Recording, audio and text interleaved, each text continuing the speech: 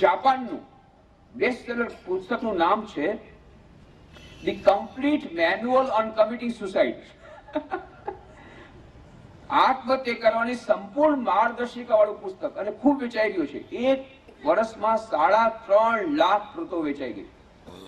અને કેટલાક તો પુસ્તક હાથમાં લઈને જેવી રીતે કહ્યું તે પ્રમાણે આત્મહત્યા કરીને મરી ગયા. ફ્રાન્સનું બેસ્ટ સેલર ચોપડીનું નામ છે સુસાઇડ યુઝર્સ મેન્યુઅલ. બધાને આત્મહત્યા કરવી છે. આપણના મનમાં આપણે જેટલા બેઠા છીએ ને એ લોકોના મનમાં એક ઇક્વેશન છે. શું?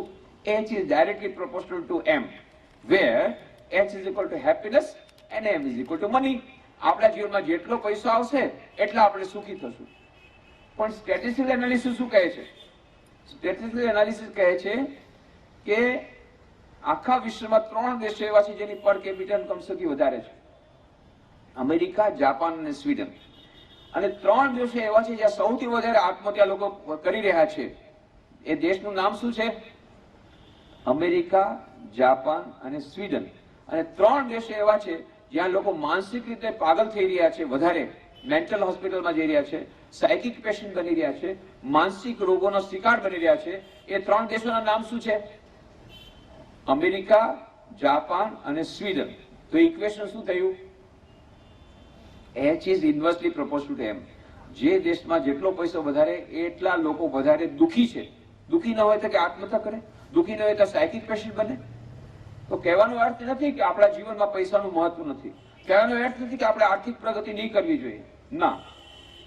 પરંતુ આપણે એમ જો માનતા હોઈએ કે માત્ર પૈસા દ્વારા આપણા જીવનની બધી સમસ્યાઓનું સમાધાન થઈ જશે, માત્ર પૈસા દ્વારા આપણા જીવનમાં સુખ અને શાંતિ આવશે, તો જે આવતી હોત આ દેશોમાં આવતી હોત.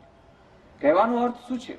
કે માત્ર ભૌતિક પદાર્થો દ્વારા આપણા મનની અંદર શાંતિ આવી શકે નહીં. બહુ જરૂરી છે. ખાલી પેટે ધર્મ ન થાય, ભૂખ્યા પેટે ધર્મ ન થાય. ભૂખે પેટ ભજન હોય ન ગોપાલા. શ્રી રામકૃષ્ણ દેવે એટલા જ માટે રામકૃષ્ણ મિશનની સ્થાપના કરવાનું કીધું સ્વામી વિવેકાનંદને કે ભૂખ્યા પેટે ભજન નહીં થાય.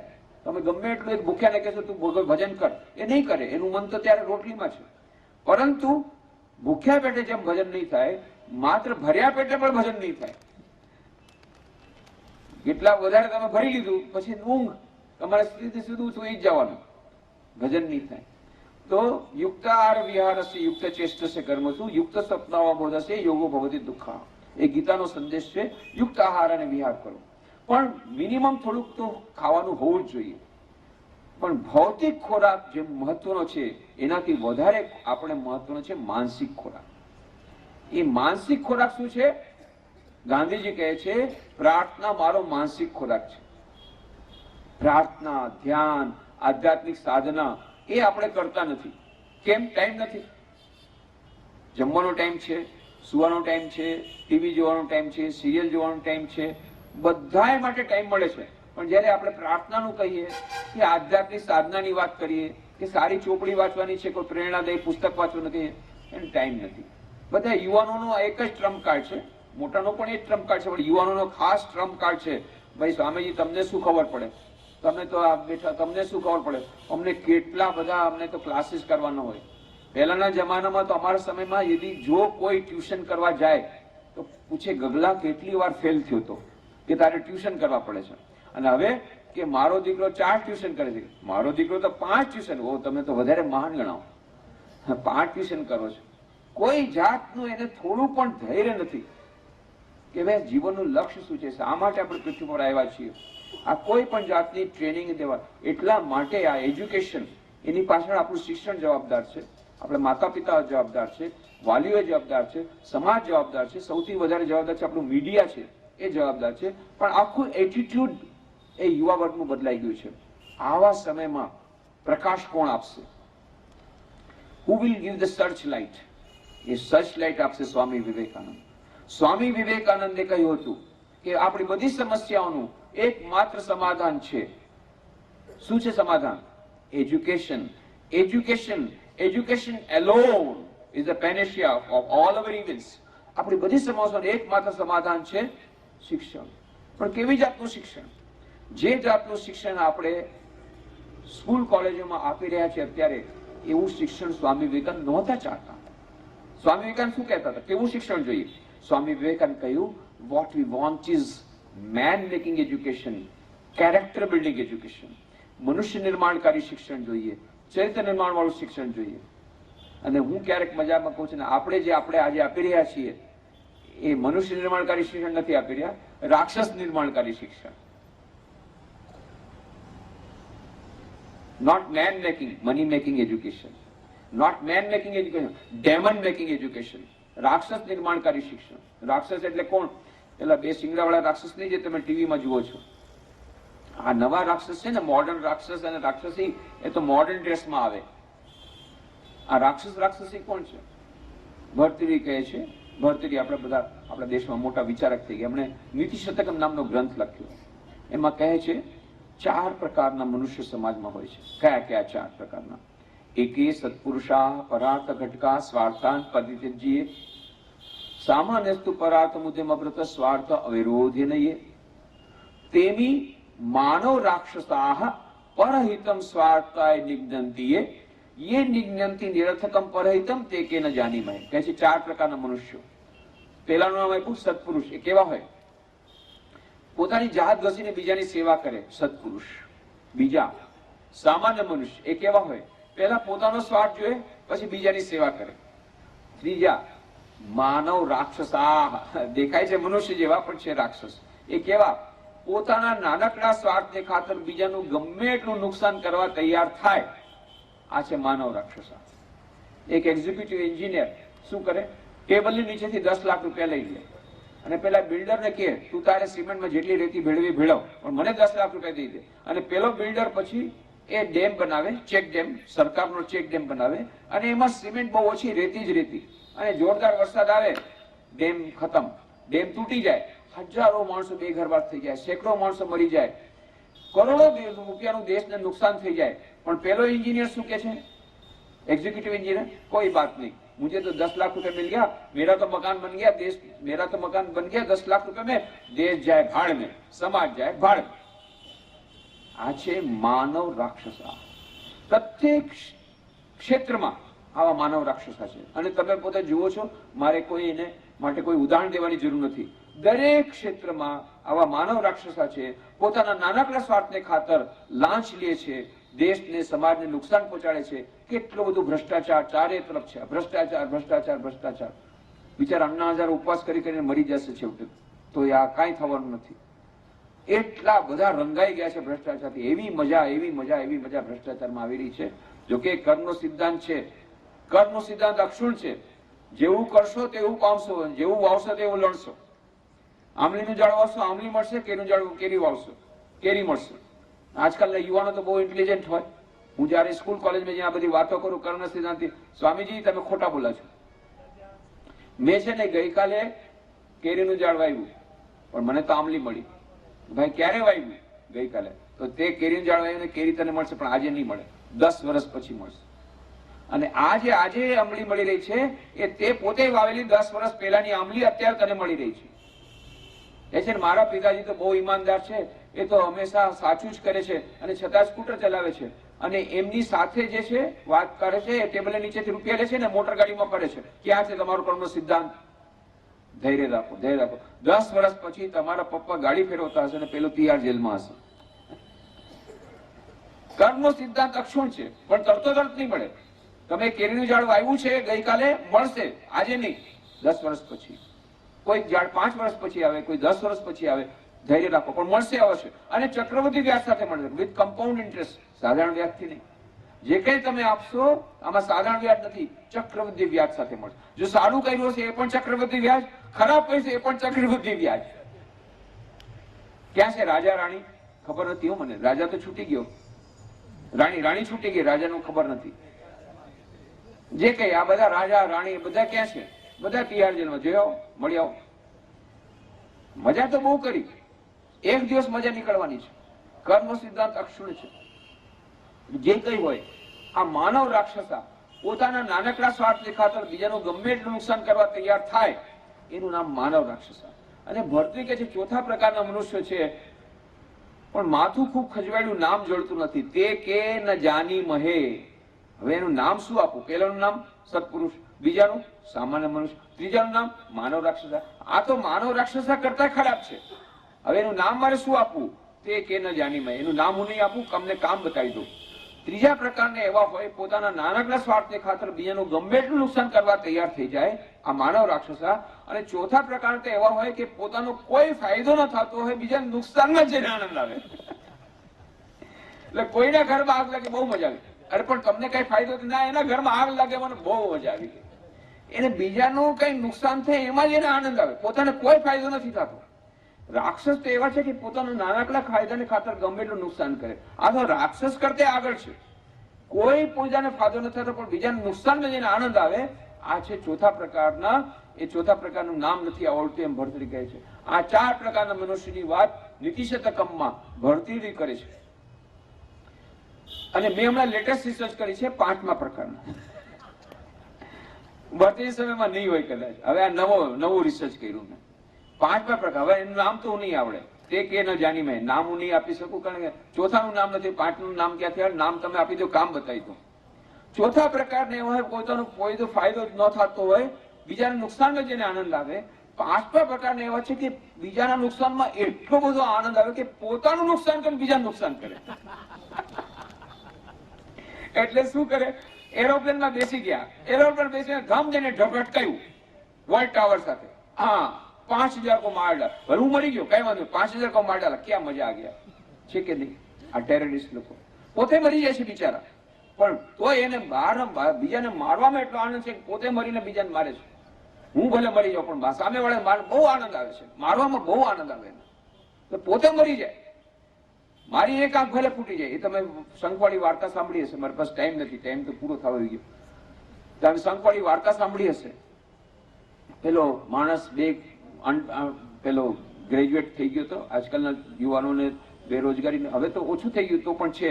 આપણે ગુજરાતમાં ઓછું થઈ ગયું, બીજા દેશ હજી બિહાર વગેરેમાં હજી પણ છે, બેરોજગારી છે, અનએમ્પ્લોયમેન્ટ છે. તો એક એવો અનએમ્પ્લોયડ ગ્રેજ્યુએટ હતો. હવે લગ્ન તો કરી નાખ્યા મમ્મી પપ્પાએ. હવે શું થાય? પત્ની રોજ એને મેણા મારે, હા તમે કઈ કરતા નથી, તમે તો કઈ કરતા નથી, તમે તો કઈ કરતા. એક દિવસ ભાગી ગયું ઘરમાંથી, કંટાળીને ભાગીને જંગલમાં આવ્યો. જંગલમાં આવ્યો તો એક મહાત્મા સાથે ભેટ થઈ ગઈ. મહાત્માની સેવા કરી. મહાત્મા ખૂબ પ્રસન્ન થઈ ગયા. બોલ બેટા, તુझे ज्ञान का रास्ता बताऊं કે ભક્તિ का रास्ता? સાધુ બાબા, આ જ્ઞાન ભક્તિ એ બધું કઈ નથી, કે ચમત્કાર. આજકાલ બધાને ચમત્કાર જોઈએ છે. કેટલા બધા સાધુ કે છે. આજકાલના સાધુઓ કેવા છે? ડુપ્લિકેટ સાધુ. બધા ડુપ્લિકેટ સાધુ. ત્યારે હું કઉ છું ભાઈ, સમાજમાં કેવો નિયમ ચાલે ખબર છે? Law of demand and supply. આ ઇકોનોમિક્સ નો નિયમ છે, આર્થિક law of demand and supply. જેવી ડિમાન્ડ હશે એવી સપ્લાય માર્કેટમાં આવશે. તમને જેવા જાતના મોબાઈલ જોઈએ છે એવા જ મોબાઈલ માર્કેટમાં આવશે. તમને જેવી જાતની કાર જોઈએ છે માર્કેટમાં એવી જ કાર આવશે. તમને જેવા જાતના સાધુ અત્યારે સમાજમાં જોઈએ છે એવા જ સાધુ આવશે. તમને કેવા જોઈએ? તમને એવા જોઈએ કે જેમને હાથ દેખાડી દે. અમે તો જઈને ટ્રેનમાં એટલે કરતા, સ્વામીજી અહીંયા આવો, સ્વામીજી ના ના, ઓલા કે અહીંયા આવો, અહીંયા હોય. હવે કેટલી જગ્યાએ જવાનું? ના ના, અમારી બાજુ. અચ્છા સ્વામીજી જરા જુઓ ને હાથ, ક્યારે બધું થશે? જુઓ તો હાથ. કે ભાઈ અમે લોકો હાથ જોતા નથી આવડતું. હાથ જોતા નથી આવડતું? અમે હાથ જોવા માંગતા નથી. સ્વામી વિવેકાનંદ કહે છે તમે પોતે પોતાના ભાગ્યના ઘડવૈયા છો. તમે આ બધું માનતા નથી. હાથ જોવાનું ના, હાથ જોવા માંગતા નથી ને હાથ જોવાનું આવડતું નથી. અચ્છા કઈ નંબર બતાવી શકો? નંબર ના, એ કઈ અમને ખબર ન પડે. તો કઈ ચમત્કાર કરી શકો નહીં. તો શેના સાધુ થયા? લ્યો, તો સાધુ શા માટે થયા? એટલે સાધુ નું કામ આ છે, ચમત્કાર બતાવવાનું, નંબર બતાવવાનું, હાથ જોવાનું. આ આપણી હવે અત્યારની એવી ડિમાન્ડ છે, આપણને એવા સાધુ જોઈએ છે એટલે એવા મળે છે છેતરવા વાળા. એક માણસ ગયો, એક સાધુ આવ્યો. સાધુ આવીને કે ભાઈ ચમત્કાર કે હા મારી પાસે ચમત્કાર છે, મારી પાસે જે બેગ છે ને ચમત્કારી બેગ છે, એમાં શું 24 કલાક માટે એમાં નાખવું પડે રૂપિયા ડબલ થઈ જાય. બહુ સારી ચમત્કારી બેગ. પણ ગુજરાતી તો બધાય બુદ્ધિમાન બહુ, એમને કોઈ ઉપર વિશ્વાસ ન કરે. એટલે પ્રોફિટ લોસ બધું એકાઉન્ટ બધું જોઈને અચ્છા ઠીક છે, લા ભાઈ લ્યો આ 100 રૂપિયા નાખ્યા. બીજી દિવસે એને 24 કલાક પછી 200 રૂપિયા પાછા આપી દીધા. તો સાધુ કઈ ઠીક છે. 1000 આપ્યા, તરત જ એને બીજી દિવસે 2000 આપ્યા, પછી 10,000 આપ્યા, તરત જ એને 20,000 આપ્યા. બીજે હા બરાબર, હવે બરાબર. એટલે પછી 10 લાખ આપ્યા. બીજે દિવસે સાધુ નદાર.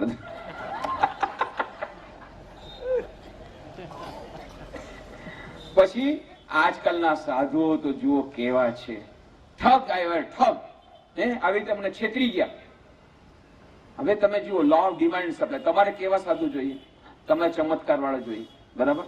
તમારે કાંઈ પણ મહેનત કર્યા વગર 24 કલાક દુનિયાની કોઈ બેંક 8% થી વધારે આપતી, એ તમે ફિક્સ ડિપોઝિટ મૂકો તો 3-4% આપે, અને છતાંય તમે 8 વર્ષ માટે રાખો, તમે 1 વર્ષ માટે રાખો તો 8%, 8.5% આટલું મેક્સિમમ આપે. મને ખબર નથી ત્યારે મેક્સિમમ અત્યારે પ્રેઝન્ટ રેટ, લેટેસ્ટ રેટ 8%. પેલા તો 10% આપતા હતા, 12% આપતા, હવે 8%. અરે 10% માની લો આપે, તમારે કેટલા ટકા જોઈએ? 24 કલાકની અંદર ડબલ જોઈએ, 100%. એ 24 કલાકમાં, એટલે વર્ષનું કેટલું થયું? આ તો વર્ષનું છે 8%. તો તમારે 24 કલાકમાં તમારે ડબલ જોઈએ. તો તમે શું કરો છો? તમે એને છેતરવા માંગો છો, વગર મહેનતે તમે રૂપિયા બનાવવા માંગો છો. તમે ઠગ, સામે વાળો ઠગ. હવે બે ઠગમાંથી જે વધારે બુદ્ધિમાન એ જીતી ગયો. ઠગની લડાઈ છે આ તો. એ સાધુ પણ ઠગ હતો, તમે પણ ઠગ. વગર મહેનતે તમારે 24 કલાકના ડબલ રૂપિયા કરવા છે, તમે ઠગ અને એનો ઠગ. હવે એમાં જે વધારે બુદ્ધિમાન એ જીતી ગયો. પણ મુખ્ય વાત છે કે આપણને બધાને હવે એવા જ સાધુ જોઈએ છે, એટલે સપ્લાય એવી જ થાય છે. જે કઈ હોય, આ સાધુ બાબા સારા, તેને કીધું કે સમાચાર પાછળ ન જા, તને જ્ઞાન ભક્તિનો રસ્તો. ના સાધુ, અમને છે ચમત્કાર આપો બસ, ઠીક છે જા, આટલી બધી તે સેવા કરી છે, આ તને મંત્ર આપું છું, આ મંત્રનો જાપ કર, સમુદ્ર દેવતા પાસે જજે અને સમુદ્ર દેવની પાસે જઈને આ મંત્ર જપ કરજે. સમુદ્ર દેવતા તારા પર પ્રસન્ન થઈને તારી બધી મુરાદ પૂરી પાડી દેશે. એટલે પહેલો તો ગયો મંત્ર લઈને આનંદથી સમુદ્ર કિનારે બેસી અને મંત્ર જાપ શરૂ કર્યા. સમુદ્ર દેવતા પ્રગટ થઈ ગયા. શું જોઈએ છે? હે સમુદ્ર દેવતા, તમે તો અંતર્યામી છો. આ જો ને મારી પત્ની રોજ મેણા મારે છે, હવે મારાથી સહન થતું નથી, રોજ મેણા મારે છે, કંઈક કરો, કંઈક કરો. તથાસ્તુ. લે, આ શંખ તને આપું છું, આ શંખની પૂજા કરીને તું જે માગીશ તરત જ તને મળશે. આ તો રાજીને રેડ થઈ ગયો અને શંખ લઈને જવા માંડ્યો. પછી સમુદ્ર, પણ સાંભળ, તું જે માગીશ તરત જ તને મળશે, પણ તારા પડોશીને વગર માંગે બમણું મળશે. જ્યાં સાંભળ્યું બેભાન થઈને ઢળી પડ્યો. કેમ? પાડોશી સાથે રોજ ઝઘડો થતો હતો, પાડોશીને બમણું મળી જશે. બસ ઘરે આવ્યો અને પત્ની કે ક્યાં ગયા હતા? અમે તો પોલીસ સ્ટેશનમાં ફરિયાદ કરવા જતા હતા. ક્યાં ગયા હતા? બધું કીધું. આવો જાદુઈ શંખ આવી ગયો. પણ ગાંડી, આગળ તો સાંભળ, આપણે જે માગશું આપણને તરત જ મળશે, પણ પેલા પાડોશીને વગર માંગે બમણું મળશે. એ મારાથી સહન નહીં. એવો ને એવો રહ્યો ગરીબ, અને શંખને ફેંકી દીધો. એક દિવસે પતિ દેવતા નોકરીની શોધમાં ગયા હતા. પત્નીથી રહેવાયું નહીં, કપડા ફાટી ગયા છે, ખાવાનું કઈ નથી, મકાન તૂટી ફૂટી ગયું છે. બસ એક ખૂણો સાફ કર્યો, શંખ દેવતાને પધરાવ્યા અને પૂજા શરૂ કરી દીધી. શંખ દેવતા પ્રગટ થઈ ગયા. શંખ દેવતા શું જોઈએ? માગ, માગ, માગ. એ શંખ દેવતા, તમે તો અંતર્યામી છે, જુઓ ને, કપડા ફાટી ગયા છે, ખાવાનું કઈ નથી, મકાન તૂટી ફૂટી ગયું છે. તથાસ્તુ. સાંજના પતિ દેવતા પાછા આવ્યા. રસ્તો ભટકી ગયો કે શું? 2 મકાન હતા, એનો ને પડોશીને, બંનેના કાચ તૂટેલા મકાન હતા. એને બદલે 3 મલ્ટી સ્ટોરીડ બિલ્ડિંગ. આ શું થઈ ગયું? ત્યાં તો જુએ કોઈ 3rd મલ્ટી સ્ટોરી બિલ્ડિંગ માંથી ઉપરના માળેથી કોઈ સુંદર સ્ત્રી બોલાવે છે, આવો આવો આવો. કોણ બોલાવે છે? પાછી જઈને પોતાની પત્ની. નવા કપડા પહેર્યા છે, ઓળખાતી નથી. શું થઈ ગયું? આ તો તમારા પ્રતાપ છે, જુઓ તમે આ શંખ લાવ્યા હતા, જુઓ કેટલા સરસ મારા કપડા થઈ ગયા, જુઓ કેટલું સરસ આપણું મકાન બની ગયું, જો કેટલું સરસ ખાવાનું છે, ચાલો ચાલો જમી લ્યો. તમે રડો છો? તમને આનંદ નથી આવતો? આટલું સરસ મકાન બની ગયું. ગાંડી, ત્યાં તો જો પેલા પાડોશીના 2 મકાન બની ગયા. એમાં મારે ક્યાંથી આનંદ આવે? ના ના ના, હું નહીં જમું. તમે જમી લ્યો. ના ના, હું નહીં જમું. અરે શંખ લાવ્યો હું અને મકાન બન્યા પાડોશીના. અરે આ મેં શું કર્યું? અરે પાડોશીના 2 મકાન બની ગયા. હાય હાય, પાડોશીના 2 મકાન બની ગયા. આખી રાત રડતો જ રહ્યો. છેવટે અડધો ગાંડા જેવો થઈ ગયો. સવારના પોરમાં એક ખૂણો સાફ કર્યો, શંખ દેવતાને પધરાવ્યા અને શંખ દેવતાની પૂજા શરૂ કરી દીધી. શંખ દેવતા પ્રગટ થઈ ગયા. બોલ, માગ માગ, શું જોઈએ? હે શંખ દેવતા, જો મારા પર કૃપા હોય તો મારા મકાન સામે કૂવો બની જાય. તરત જ એના મકાન સામે કૂવો બની ગયો. પેલા 2 મકાન સામે 2 કૂવા બની ગયા.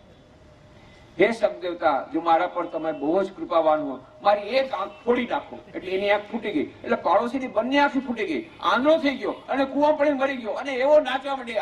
બહુ મજા આવી ગઈ, બહુ મજા આવી ગઈ.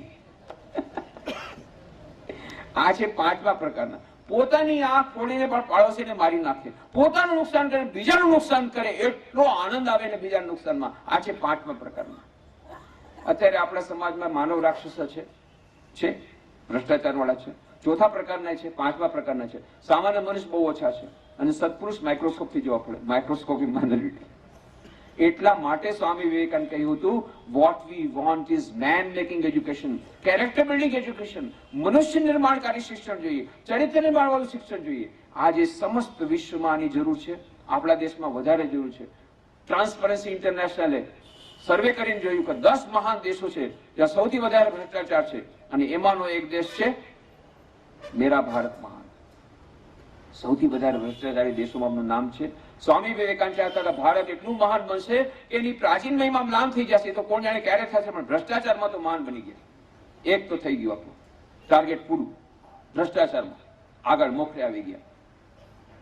મુખ્ય વાત છે, સ્વામી વિવેકાનંદ સ્વપ્ન ત્યાં સુધી સિદ્ધ નહીં થાય જ્યાં સુધી આ મનુષ્ય નિર્માણકારી શિક્ષણ દ્વારા ચરિત્ર નિર્માણ નહીં થાય, ત્યાં સુધી રાષ્ટ્રનું પુનર્નિર્માણ નહીં થાય. અને જ્યાં સુધી આપણા રાષ્ટ્રનું પુનર્નિર્માણ થાય ત્યાં સમસ્ત વિશ્વનું પુનર્નિર્માણ નહીં થાય. તો સમસ્ત વિશ્વનું પુનર્નિર્માણ થવું હોય એના માટે ભારતીય આધ્યાત્મિક સંસ્કૃતિનો પ્રચાર પ્રસાર કરવો પડશે. એ ક્યારે થશે? જ્યારે આપણા રાષ્ટ્રનું પુનર્નિર્માણ થશે. એ ક્યારે થશે? જ્યારે આપણા દેશના યુવાનોને ચરિત્ર નિર્માણનો પાયો એમનો મજબૂત થઈ જશે, તો જ થઈ જશે. અને એ સંદેશ એમને મળશે સ્વામી વિવેકાનંદના. આજે આપણા દેશની જેટલી સમસ્યાઓ, એકમાત્ર સમાધાન આપણા યુવાનોને સ્વામી વિવેકાનંદના પુસ્તકો બચાવો. એકમાત્ર સમાધાન સ્વામી વિવેકાનંદના વિચારોથી એ લોકોને તન્મય કરી દો. એટલા પાવરફુલ વિચારો છે, એવા શક્તિશાળી વિચારો છે. એક એક વાક્ય વાંચે તો એનામાં એટલી બધી શક્તિ રહેલી છે, ખૂબ જ શક્તિ રહેલી છે. સ્વામી ફ્રેન્ચ મનીષી રોમારોલા કહે છે સ્વામી વિવેકાનંદના પુસ્તકો વિશે, His words are great music, phrases in the style of Beethoven. I cannot touch these sayings have scattered as they are through the pages at a 30's distance without receiving a thrill through my body like an electric shock. આજે 30 વર્ષો પછી પણ જ્યારે સ્વામી વિવેકાનંદના પુસ્તકો વાંચું છું ત્યારે એક તો વિદ્યુતનો જાણે કે શોક લાગે છે, ઇલેક્ટ્રિક શોક લાગે છે, આંચકો લાગે છે, એટલો રોમાંચ થાય છે. 1932માં એમણે સ્વામી વિવેકાનંદ જીવન લખ્યું, 1902માં સ્વામીજીની મહાસમાધિ પછી. અને એ વસ્તુ આજે પણ છે. આજે પણ સ્વામી વિવેકાનંદ પુસ્તક તમે વાંચો. કેમ? સ્વામીજી કહ્યું હતું, હું કદાચ આ શરીરને છોડી દઈશ પણ કાર્ય કરતો ક્યારે નહીં અટકું. જ્યાં સુધી વિશ્વમાં એક પણ વ્યક્તિ છે જેને પોતાની દિવ્યતાનું ભાન નથી ત્યાં સુધી અવિરત કાર્ય કરતો રહીશ. એ સ્વામી વિવેકાનંદ પોતાના પુસ્તકોમાં છે, આજે પણ છે. અને એટલા જ માટે ઇલેક્ટ્રિક શોક લાગે છે. જ્યારે પુસ્તકો આપણે વાંચીએ છીએ ઇલેક્ટ્રિક શોક લાગે છે, એટલો અદ્ભુત એનામાં રોમાંચ થાય છે. કેમ? સ્વામીજી પોતે માંથી છુપાયેલા છે. એ પુસ્તકો આજે યુવાનોના હાથમાં દેવાની બહુ જરૂર છે. અને એ યુવાનો પુસ્તકો વાંચશે જે એમને સ્કૂલ કોલેજમાં જે શિક્ષણ નથી મળી રહ્યું, એ શિક્ષણ મેન મેકિંગ એજ્યુકેશન, સર્વાંગી વ્યક્તિગત વિકાસ, શારીરિક વિકાસ, માનસિક વિકાસ, બૌદ્ધિક વિકાસ અને સૌથી ઇમ્પોર્ટન્ટ આધ્યાત્મિક અને નૈતિક વિકાસ, આ સર્વાંગીણ વ્યક્તિત્વ વિકાસ થશે. એના માટે એક સર્વાંગી વ્યક્તિ વિકાસનું પુસ્તક પણ મેં લખેલું છે, એ પણ તમને બહાર મળશે.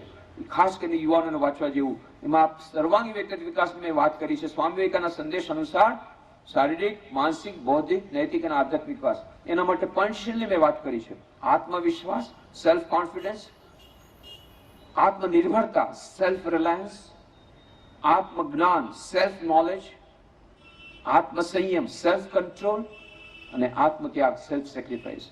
આ 5 દ્વારા સર્વાંગીણ વ્યક્તિત્વ વિકાસ થશે. જ્યારે આપણા યુવાનોનું સ્વામી વિવેકાનંદના વિચારોને પચાવીને, આત્મસાત કરીને જ્યારે પોતાનું ચારિત્ર્ય ઘડતર કરશે, ત્યારે આપણા દેશમાં જે ભવિષ્યના જેટલા ચીફ મિનિસ્ટર્સ, પ્રાઇમ મિનિસ્ટર, ભવિષ્યના જે આઈએએસ ઓફિસર્સ, આઈપીએસ ઓફિસર્સ, ભવિષ્યના ચાર્ટર્ડ એકાઉન્ટન્ટ્સ, ભવિષ્યના બિઝનેસમેન, આ બધા એ ચારિત્રવાન હશે.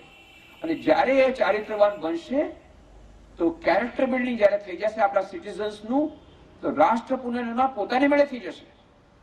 એ જ વાત ડોક્ટર કલામે કરી જ્યારે પોરબંદર આવ્યા હતા 12મી જાન્યુઆરી 2000.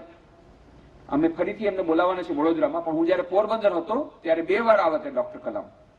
રાષ્ટ્રપતિ બન્યા પહેલા, રાષ્ટ્રપતિના પછી પણ આવ્યા. 12મી જાન્યુઆરી 2006ના રોજ રાષ્ટ્રીય યુવા દિનના નિમિત્તે ત્યાં 5000 યુવાનોને મેં બોલાવ્યા હતા. અને એમાં ડોક્ટર કલામે બહુ સુંદર પ્રવચન આપ્યું. સ્વામી વિવેકાનંદનો જન્મદિવસ હતો 12મી January 2006. Vivekananda institute of value education culture, Vivek, એનું ઉદ્ઘાટન કર્યું. અને પછી 5000 યુવાનોને સંબોધન કર્યું. કેવી રીતે સ્વામી વિવેકાનંદજી જ્યારે જાપાનથી શિકાગો જઈ રહ્યા હતા, એ જ જહાજમાં જમશેદજી ટાટા બેઠા હતા. એ જમશેદજી ટાટાને તેમણે કેવી રીતે ઇન્ડિયન ઇન્સ્ટિટ્યૂટ ઓફ સાયન્સ એ પ્રારંભ કરવા માટેની પ્રેરણા આપી, એની બધી વાતો કરી અને બહુ સુંદર પ્રશ્નના ઉત્તર આપ્યા. એક વિદ્યાર્થી ઉભો થઈ ગયો અને કહ્યું, sir, operation Duryodhan, operation Chakravyuh and other operations have revealed the tip of the iceberg, that is rampant corruption in the country today. As a president of India, what do you think about it? Where lies the solution? એને પ્રશ્ન પૂછ્યો એક વિદ્યાર્થી ઉભો થઈને, સ્વામી, sir, આપણા દેશમાં આ બધા જેટલા ચક્રવ્યૂહ થઈ ગયા, આ બધા ઓપરેશન થઈ ગયા, એને કારણે આપણને ખબર પડી કે આપણા દેશમાં આટલો બધો ભ્રષ્ટાચાર છે. તમને શું લાગે છે આનું શું સમાધાન થઈ શકે? અને પછી ડોક્ટર કલામ ઉભો થઈને કે, you C, the parliament is already taken some actions on the MPs. એ જે સાંસદો પર થોડુંક તો એ લોકોએ એક્શન તો લઈ લીધું છે. અને પછી એમણે સ્વામી વિવેકાનંદ એક પુસ્તક હાથમાં લીધું.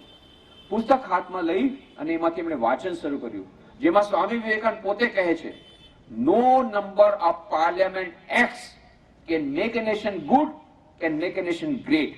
તમે ગમે એટલા સંસદના કાનૂનો બનાવી લેશો, ગમે એ બિલ પાસ કરાવી લેશો, ગમે એવા કાનૂનો લાવી શકશો, એના દ્વારા દેશ સારો નહીં બને ને દેશ મહાન નહીં બને. આ વાત સ્વામીજીએ 120 વર્ષો પહેલા કીધેલી વાત છે પુસ્તકમાં. નો નંબર ઓફ પાર્લિયામેન્ટ એક્ટ, કારણ કે જે દિવસે તમે કાનૂન બનાવશો, કાનૂનમાંથી છટકબારી એ જ દિવસે સાંજના વકીલો બેસીને તમને કહી દેશે. વકીલો હોય તમે માફ કરજો, પણ આ તો એ લોકોનું કામ જ છે તમને બચાવવા. ગમે એટલા તમે નવા કાનૂન બનાવશો, કાનૂની છટકબારી તમને મળી જશે. No number of parliament acts can make a nation good, can make a nation great. એના દ્વારા દેશ મહાન નહીં બને ને સારો નહીં બને. Then what can make a nation God, can make a nation great? તરત જ પછી એમણે પાછું વાંચીને સંભળાવ્યું, જેમાં સ્વામી વિવેકાનંદ પોતે કહે છે, સ્વામી વિવેકાનંદ પુસ્તકમાંથી ડોક્ટર કલામ વાંચીને સંભળાવ્યું, only a large number of good enlightened citizens can make a nation good and can make a nation great. જ્યારે આપણા દેશના વધારેમાં વધારે લોકો મનુષ્યો સારા બનશે, જે નાગરિકો એ એનલાઇટન નાગરિક બનશે, પ્રબુદ્ધ નાગરિક બનશે, જ્યારે લોકો સારા બનશે ત્યારે આપણો દેશ સારો બનશે અને ત્યારે આપણું રાષ્ટ્ર સારું બનશે અને ત્યારે જ આ આપણું રાષ્ટ્ર આગળ વધશે. અને પછી એમણે બહુ સુંદર વાત કરી, and the government can not produce good people and the government will not produce good people. એ પણ કહી દીધું. અને સરકાર સારા મનુષ્યો બનાવી શકે નહીં અને બનાવશે પણ નહીં. Then who can do it? એમણે કહ્યું, only 3 persons can do it. તમે જો એની સીડી તમને અહીંયા મળશે, ડોક્ટર કલામની સીડી, એ પોરબંદરમાં જે લેક્ચર આપી હતી એની, અહીંયા પણ આપણે બોલાવાના છીએ. only 3 persons can do it. માત્ર 3 વ્યક્તિઓ કરી શકે. કોણ? Father, mother and the teacher. આ 3 જ લોકો ભાવી પાડીને તૈયાર કરી શકે, બીજું કોઈ કરી શકે નહીં. સમસ્ત વિશ્વનું કલ્યાણ ભારતના કલ્યાણ પર આધાર રાખે છે. અને ભારતનું કલ્યાણ શેમાં આધાર રાખે છે? આપણી જે યુવા પેઢી એને કેવી જાતના સંસ્કારો આપણે આપીએ છીએ સ્કૂલોમાં, કોલેજોમાં અને ઘરમાં. સ્કૂલ કોલેજમાં તો આપણે જાણીએ છીએ માત્ર ફિઝિક્સમાં 98%, કેમિસ્ટ્રીમાં 97%, બાયોલોજીમાં 98%, બસ આટલું જ પર્સન્ટેજ. એના સિવાય બીજું કોઈ એ લોકોનો ગોલ નથી હોતો. અને એના માટે કોચિંગ ક્લાસ અને ટ્યુશન ક્લાસ. પણ બધા કે છે સારો એન્જિનિયર બન, સારા ચાર્ટર્ડ એકાઉન્ટ બન, સારો ડોક્ટર બન. કોઈ એમ નથી કે સારો માણસ બન. કોઈ કે છે? કોઈ નહીં. તમે કયો? મા બાપ પણ નથી ચાહતા. મા બાપ એમ જ કે છે, મારા પાડોશીના છોકરાને 98% આવ્યા, તને કેમ 97? લગા વધાર, હજી વધાર, હજી પર્સન્ટેજ વધાર. જે કઈ એના માટે કરવું હોય કર, હજી એક ટ્યુશન રાખ, રૂપિયા હું આપું, પણ 98 ને બદલે 98 પોઈન્ટ તારા ફાવી બતાવો છે, બાજુવાળાના 98 છે. આ એક જ વસ્તુ છે. આપણે કોઈ ધ્યાન નથી આપતા કે આપણા બાળકો માણસ બની રહ્યા છે કે નહીં, કેરેક્ટર બિલ્ડિંગ થઈ રહ્યું છે કે નહીં, ચરિત્ર નિર્માણ થઈ રહ્યું છે કે નહીં, વેલ્યુઝ એને મળી રહ્યા છે કે નહીં, આધ્યાત્મિક નૈતિક મૂલ્યોને મળી રહ્યા છે કે નહીં, એ આપણે નથી. એટલું જ નહીં, આપણે એને જૂનું કહીએ છીએ. આ સાચી વાત કરું છું. અમારે એક સ્વામીજી મુંબઈમાં, એમની પાસે એક વિયોગ આવતો હતો, યુ સ્ટડી સર્કલમાં હતો. અમારે યુ સ્ટડી સર્કલ અહીંયા પણ ચાલે છે. એની પાસે આવતો હતો. એના પપ્પાએ કીધું ના, એની પાસે નહીં જવાનું. આ સ્વામીજીઓ બધા છે, આ બધા આદર્શવાદી છે, એ તને આદર્શવાદી બનાવીને તો પછી પ્રેક્ટિકલ નહીં રહે. આપણે પ્રેક્ટિકલ બનવાનું. એ જૂનો મંત્ર હતો સત્યમેવ જયતે, નવો મંત્ર છે અસત્યમેવ જયતે. અસત્યનું જેટલું પાલન કરે એટલું આગળ વધશો. બાકી આ બધી આ સ્વામીજી પાસે જવાની જંજાટ છોડ. એટલે બિચારે બંધ કર્યું. પછી થોડાક મહિના પછી પેલા સ્વામીજી પાસે એના પપ્પા ગયા. શું થઈ ગયું કે આ છોકરો તો મારા પોકેટમાંથી પોકેટમારી કરે છે. હવે એને શીખવાડ્યું કે ભાઈ આ જૂના જમાનાની વાત થઈ ગઈ. અસત્યમેવ સત્યમેવ જયતે જૂના જમાના. હવે તો તમે જેટલું કોઈકનું પોકેટ મારી શકશો એટલા તમે આગળ વધશો. તેણે કીધું experiment starts with charity begins at home. એટલે પોતાના પપ્પાનું પોકેટ મારવાનું શરૂ કર્યું. તમે જેવા સંસ્કાર આપો એવું બનશે. હવે તમે જ ચાહો છો કે પ્રેક્ટિકલ બને. સો કોલ્ડ પ્રેક્ટિકલ એટલે પ્રેક્ટિકલ બનો એટલે કે આદર્શવાદી નહીં બનવાનું. અને જો આદર્શવાદી બનશો તો લોકો તમને શું કહેશે, આજે હરિશ્ચંદ્રનું પૂછડું આવ્યું. એટલે આપણે હરિશ્ચંદ્રનું પૂછડું નથી બનવું. હો, આપણે સત્યમેવ જયતે નહીં, અસત્યમેવ જયતે. એટલે છોકરાએ શું કર્યું, એટલે ચાલો તો એક્સપેરિમેન્ટ કરો છે, બાપને પાસેથી શરૂ કરું. ટ્રેનિંગ તો લેવી પડશે ને પોકેટ મારવાની. તો બાપનું જ પોકેટ મારવાનું શરૂ કર્યું. એટલે પહેલા કંટાળીને કે આ તો છોકરો મારા તરફથી, ભાઈ તમે જેવી ટ્રેનિંગ આપી એવો થયો. અમે એને શીખવાડતા હતા સાચું બોલો, સાચું કરો, તો જીવનમાં તમને સુખ શાંતિ મળશે. તમે એને બોલાવી લીધો કે ના એવી ટ્રેનિંગ નહીં, એને કયો અસત્યમેવ જયતે, તમે કહેવાનું છે એટલે એને અસત્યમેવ જયતે શરૂ કર્યું. જેવી ટ્રેનિંગ તમે આપશો એવા બનશે. મુખ્ય વાત છે આજે માતા પિતા અને શિક્ષકની જવાબદારી બહુ વધી ગઈ છે, વાલીઓની જવાબદારી વધી ગઈ છે. આવતીકાલની આપણા જે યુવાનો, આવતીકાલની પેઢી એ આપણા ઘરમાં છે. એને જો સારા સંસ્કાર નહીં આપે એ લોકો દુઃખી થવાના છે. જો આપણે ચાહતા હોઈએ કે આપણા સંતાનો સુખી થાય, આપણે જો ચાહતા હોઈએ કે આપણા સંતાનો શાંતિમાં રહે, આપણે જો ચાહતા હોઈએ કે આપણા સંતાનો આત્મહત્યા ન કરે, જેમ બહારના પાશ્ચાત્ય જે યુવાનો અત્યારે આત્મહત્યા કરી રહ્યા છે એમ આપણા યુવાનો આત્મહત્યા ન કરે, જો આપણે ચાહતા હોઈએ કે આપણા સંતાનોને માનસિક રોગો ન થાય, માનસિક ચિકિત્સક પાસે ન જવું પડે, એમ જો ચાહતા હોઈએ તો આજે પાશ્ચાત્ય સંતનું આંદોલનકરણ તરત જ અટકાવવું પડશે, એને બચાવવા પડશે, એને સંસ્કાર દેવા પડશે. આધ્યાત્મિક મૂલ્યો આપણી પાસે તો કેટલા બધા આધ્યાત્મિક મૂલ્યો છે. સ્વામી વિવેકાનંદના પુસ્તકોમાં તમને મોડર્ન લેંગ્વેજમાં સમસ્ત ઉપનિષદોનો નિચોડ ગીતામાં છે, અને ગીતાનો નિચોડ સ્વામી વિવેકાનંદના પુસ્તકમાં છે. જેટલા વેદો એ બધા વેદોનો નિચોડ છે ઉપનિષદમાં, ઉપનિષદોને નિચોડ ગીતામાં, અને ગીતાનો નિચોડ સ્વામી વિવેકાનંદના પુસ્તકમાં આજની મોડર્ન આધુનિક ભાષામાં સ્વામીજી આપેલો છે. એને આપણે આપતા નથી. આ અમૃત છે, એ અમૃત આપણે છોકરાઓને પીવડાવતા નથી, અને પછી કે છે છોકરો તો હવે આત્મહત્યા કરે છે. કરશે જ. તમે એને અમૃત નહીં પાવતો એ ઝેર પીવાનો છે, અને ઝેર પીશે તો મરવાનો છે. તો આપણા બાળકોને ઝેર પીતા અટકાવવા હોય, આ યુવાનોને ઝેર પીતા અટકાવવા હોય, આ યુવાનોને ખરેખર ઝેર પી રહ્યા છે એમાંથી એને બચાવવા હોય, એને માનસિક રોગોથી બચાવવા હોય, એને મનમાં સુખ શાંતિ આવે, સાચું સુખ સાચી શાંતિ એ લોકો મનમાં આવે, એ લોકોને સાચી સફળતા મળે, જેમ આપણે ચાહતા હોઈએ, ને આપણો આવતીકાલનો સમાજ એક સુંદર સમાજ બને, જેમાં લોકો સુખી હોય, બધા ટેન્શન વાળા ન હોય પણ શાંતિમાં હોય, એવા પરિવારો જેમાં સંપ હોય, શાંતિ હોય, એવું જો આપણે સમાજ ચાહતા હોઈએ, સમસ્ત વિશ્વમાં એવું ચાહતા હોઈએ, તો ભારતીય આધ્યાત્મિક સંસ્કૃતિ સમસ્ત વિશ્વમાં પ્રસરાવવા માટે સૌથી પહેલા આપણા યુવાનોને, આપણા બાળકોને આપણે વેદાંતનું અમૃત, એ આધ્યાત્મિક સંસ્કૃતિનું અમૃત જે સ્વામી વિવેકાનંદના પુસ્તકમાં મોડર્ન લેંગ્વેજમાં છે, આધુનિક ભાષામાં છે, એને પહોંચાડવું પડશે. અને તમે કરીને જોશો, એક્સપેરિમેન્ટ કરીને જુઓ. આજે તમે સ્વામી વિવેકાનંદના પુસ્તકો લઈ લો, અહીંથી નાનું પુસ્તક લઈ લો, શક્તિદાયી વિચાર 5 રૂપિયાનું છે, લઈ લો એક પુસ્તક, કે બીજી કોઈ નાનકડું પુસ્તક લઈ લો, અંગ્રેજીમાં લ્યો, ગુજરાતીમાં લ્યો, વાંચવાનું શરૂ કરો, અને એક નિયમ બનાવી લ્યો કે આ 150મી જન્મ જયંતિ કમસે કમ આપણે 2014 સુધી તો મનાવવાની જ છે. ત્યાં સુધી દરરોજ રાતના જમતી વખતે આપણે ભૌતિક ખોરાક લઈએ છીએ, શારીરિક ખોરાક તો બહુ જરૂરી છે. બપોરનું જમવાનું તો બધા અલગ અલગ લઈએ છીએ, મને ખબર છે. પપ્પા ત્યાં ફેક્ટરીમાં હોય, બેટો દીકરા દીકરી ત્યાં કોલેજમાં સ્કૂલમાં હોય, પોસિબલ નથી. કમસે કમ એક જમવાનું સાથે રાખીએ, રાતના સાથે જમવાનું, સાથે પ્રાર્થના, સાથે જમવાનું, અને સાથે વાંચન. 5 મિનિટ, 1 મિનિટ, 5 મિનિટ થોડું આવું સદગ્રંથનું અધ્યયન તમે કરો. ભાગવત હોય તો ભાગવત, શ્રીનાથજી બાવાનું ચરિતામૃત હોય, કે તમે સ્વામી વિવેકાનંદનું પુસ્તક હોય. ગાંધીજી કહેતા હતા આ પ્રાર્થના મારો માનસિક ખોરાક છે. માનસિક ખોરાક નથી ખાતા. આજના યુવાનો કેમ નાનકડું એક પ્રોબ્લેમ આવે ને તરત જ આત્મહત્યા કરે છે? કેમ? એ લોકોનું મન એકદમ દુર્બળ થઈ ગયું. કેમ દુર્બળ થઈ ગયું? કારણ કે માનસિક ખોરાક આપ્યો જ નથી. કેટલા વખતથી માનસિક ખોરાક નથી આપ્યો, ટાઈમ નથી. કેટલાક વખતથી પ્રાર્થના નથી કરી, એક સ્વામી વિવેકાનંદનું સારું પુસ્તક નથી વાંચ્યું. કોઈ એવા પોઝિટિવ થિંકિંગ એ લોકોમાં છે જ નહીં, નેગેટિવ થિંકિંગ જ છે. અને એટલા માટે નાનકડી સમસ્યા આવે તરત જ આત્મહત્યા, કારણ કે પોઝિટિવ થિંકિંગ નથી. એ પોઝિટિવ થિંકિંગ કેવી રીતે થશે? સારા પુસ્તકો વાંચીને. એટલે નિયમ જ કરી લેવાનો, રાતના સૂતી વખતે praying together, eating together, reading together. તો જુઓ કેટલો સંપ આવી જશે. આજે પરિવારમાં અશાંતિ છે, અશાંતિ બધી દૂર થઈ જશે ધીરે ધીરે. દરરોજ સાંજના જમતા પહેલા ભાઈ 5 મિનિટ આપણે સારી ચોપડી વાંચી લઈએ, 2 મિનિટ પ્રાર્થના કરી લઈએ, પછી આપણે સાથે જમીએ. આટલું જો આપણે રાખશું, તમે જોશો પરિવારમાં શાંતિ આવશે. પરિવારમાં શાંતિ આવશે, સમાજમાં સમૃદ્ધિ અને શાંતિ આવશે. સમાજમાં શાંતિ સમૃદ્ધિ આવશે, દેશમાં શાંતિ સમૃદ્ધિ આવશે. અને ભારત જો આગળ વધશે તો ભારતીય આધ્યાત્મિક સંસ્કૃતિ સમસ્ત વિશ્વમાં વ્યાપિત થઈ જશે અને સમસ્ત વિશ્વના લોકો એ આનંદમાં આવશે. બધાને મળીને ખૂબ જ આનંદ થયો. ઘણો બધો સમય લઈ લીધો, પણ આપે જે એકાગ્રતાપૂર્વક મને સાંભળ્યો એને કારણે જો આજે મેં વધારે સમય લીધો હોય એના માટે હું જવાબદાર નથી, તમે જવાબદાર છો. કારણ કે મને ઘડિયાળ જોવાનો પણ તમે ટાઈમ નથી આપ્યો.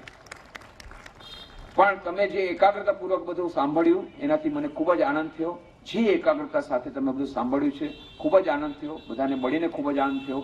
ફરી પુનઃ આપ સૌને રામકૃષ્ણ મિશન વિવેકાનંદ મેમોરિયલ, ત્યાં સર્કિટ હાઉસની સામે દિલારામ બંગલામાં જ્યાં સ્વામીજી પોતે રહ્યા હતા, ત્યાં આપ સૌને નિમંત્રણ આપું છું. ત્યાં આપ સૌ અવશ્ય પધારો અને ત્યાં આપ મેડિટેશન હોલમાં થોડી વાર બેસીને એ શાંતિનો લાભ લ્યો, લાઇબ્રેરીમાં મેમ્બર બનો અને ત્યાં પધારી અને તમને આનંદ થશે એવી જાતની તમને નિમંત્રણ આપું છું. ફરી આયોજકોનો આભાર માનું છું અને તમારા સૌની અંદર રહેલી જે દિવ્ય ચેતના છે એને પ્રણામ કરી અને હું મારી વાણીને વિરામ આપું છું. ધન્યવાદ.